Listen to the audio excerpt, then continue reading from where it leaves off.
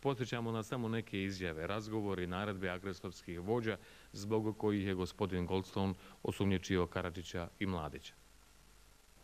Ovo je put na koji vi hoćete da izvedete Bosnu i Hercegovinu, ista ona autostrada pakla i stradanja kojom su pošli Slovenija i Hrvatska. Nemojte da mislite da nećete odvesti Bosnu i Hercegovinu u pakao, a muslimanski narod možda u nestanak. Jer muslimanski narod ne može da se odbrani ako bude rat ovdje. Samo malo. General Mladić. Da, izvolite družine. Bez panike, ko si ti prvo? Vukašinović. Vukašinović? Jesam. Pukovnik? Jes. Direktnim pogodcima držite pod vatrom predsjedništvo i skupštinu i tucite polako u intervalima dok ja ne naredim da se prekine. Razumem. Bravo. Vukašinoviću? Da, izvolite. General Mladić. Izvolite družine. Šta tuku ovi odezgo sa Hreće? Tuku, predsjedništvo, skupštinu. Skupštinu i bar Šaršiju. Baš tačiju. Jeste, a prije toga su tukli Velešiće i Popaliće. Tuci ponovo Velešiće, Baščarčiju s jedne i s druge strane i predsjedništvo. Razumem. Po 3 plotuna svugde pali. Razumem. Alo, jel Mirko? Jesam. Evo prvi samo. Mladić. Izvolite družine. Sa Hreće, odakle ti je najbolja kljevija tuče? Sa Hreće. Ili sa Hreće? Jeste. Jel imaš najbolje situaciju tamo? Imam. Šta predlažeš da tuče? Pa evo, ja sam naredio 3 plutuna ova što ste malo prije naredio. Dobro, to si naredio, koje ciljeve mi predlažeš? Ja više ne bi po ovim ciljevima prenio bi vatru ovom na Popaliće. Nemoj, šta ćeš na Popalićima? Pa zato što smo samo jedan plotun po njima. Velušiće tući, Velušiće. Velešiće? Da, razumem. Velešiće tuci i Popaliće tuci, tamo nema srpskog življa mnogo. Da.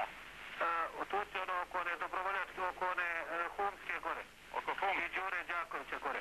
Razumem. Jel ti jasno? Razumem. Ali idi na artiljerijsko smatranje, da ne mogu da spavaju, da razlučimo pamet njihovu. Razumem. Predsjedništvo mi još jedan plotun pali. Razumem, druži generale. Alo? Ovdje, alo. Samo malo. Hvala se mi daj. Molim. Zeleni Ador, tuci slobodno. Razumemo. Koji mi jebe mater. Razumemo, ako dozvoljamo to odmah ću ga pokopiti. Zeleni Adar, tuci, samo nemoj fabriku dirati, pošto nam trebaju mašine iz nje. Razumeo, šefe. Zeleni Adar, odmah plotom pali. Razumeo. I da ne dišu tamo. Razumeo. Imaš vezu dobro sa našim da nije ne pokopiš. Ništa vi ne skirajte. Samo baću na brz, samo po onom glavnom gradu nemoj da dira ništa. Ništa ne skirajte. Samo cepaj šefe. Samo. Ovo, u živo mjesto samo. Samo idite sigurno i pametno. I nemojte, oni će vas tako zamajavati po šumama, vodite računa od te Četinanske šume, u njima ih ima, a na ovim drugim nema. Da. Jasno? Jasno. Tako, po Srebrenici direktno nemojte da tučete, a okolo tučete Steredom. Jasno, pa tukli smo Šarampov danas, tukli smo gore Pribićevac, tako. Ništa to, samo u živo mesto, ništa nemoj da, samo u živo mesto. Jasno. Obilazite ta njihova brda, oni nemaju oružja sa ubitačnijim oružjem, oni samo imaju poneku zolju, imaju puške ove obične i to sve sa 300 metara od brda za obiđi, presjeći komunikaciju, nema na brdu ni vode, ni struje, jasno, ni hrane, ni ništa, mora bežati. Jasno. Samo u dubinu ište, zatecajte ih. Jasno. Grupicama manjim i guraj burazeru. Da. Pozdravi sve i guraj. Ovo je gospodin Limonov, pisac ruski, veoma poznat.